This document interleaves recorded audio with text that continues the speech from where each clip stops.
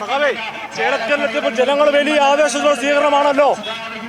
അത് ചേലക്കര ആവേശത്തിൽ തന്നെയല്ലേ. 7ാം തവണയും ഇടതുപക്ഷം വിജയിക്കുമ്പോൾ ചേലക്കരക്കാരെ ആവേശിക്കാതെ പിന്നെന്ത് ചെയ്യും? ഇടതുപക്ഷ ജനാധിപത്യം വേണ്ടി ആവേശം എന്ന് പറയുന്നത് ഇടതുപക്ഷ ജനാധിപത്യം വേണ്ടി വിജയിക്കാൻ വേണ്ടി അവര് നിഷ്കളങ്കമായി പ്രവർത്തിച്ചു.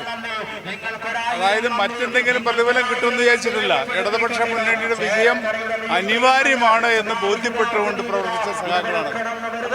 ചേലക്കര രാഷ്ട്രീയം ചർച്ച ചെയ്ത മണ്ഡലമാണ്. ആ രാഷ്ട്രീയം ചർച്ച ചെയ്യുമ്പോൾ വിജയിക്കുമ്പോൾ അത് ഇടതുപക്ഷത്തിന് കിട്ടുന്ന അംഗീകാരമാണോ? ഇടതുപക്ഷത്തിന് രാഷ്ട്രീയപരമായിട്ടുള്ള വിജയമാണ്, ഒരു സംശയം. രാഷ്ട്രീയപരമായിട്ടുള്ള വിജയം. നമുക്ക് അസലായ ദൃശ്യങ്ങൾ തുടർന്നോളൂ. അതെ, നമ്മള് നാടിനു വേണ്ടി പ്രവർത്തിക്കുന്നവരെ തെരഞ്ഞെടുക്കണമെന്നുള്ള രാഷ്ട്രീയ ഇച്ഛാശക്തിയാണ് ജനങ്ങൾ പ്രകടിപ്പിച്ചത്. അതായത് ഇടതുപക്ഷ ജനാധിപത്യ മുന്നണിക്കെതിരായിക്കൊണ്ട് ആക്ഷേപം ചെരിഞ്ഞവർക്കുള്ള ഒരു മറുപടി കൂടിയാണ് ഈ തെരഞ്ഞെടുപ്പ്. ഇവിടെ എന്തെല്ലാം ചെയ്തു നമുക്ക് ഈ റോഡ് കണ്ടിട്ടാണ്, ഈ റോട്ടിൽ നിന്നാണ് ഇവിടെ വികസനം ഉണ്ടായില്ല എന്ന് പറഞ്ഞത്.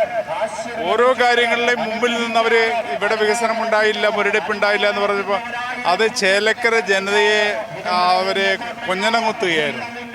അതായത് വികസനം എന്താണെന്ന് ഞങ്ങൾ കണ്ടത് എന്നാണെന്ന് അവർക്കറിയാം. അത് ഒരു സ്ഥലത്ത് മാത്രമല്ല, എല്ലാ രംഗത്തും.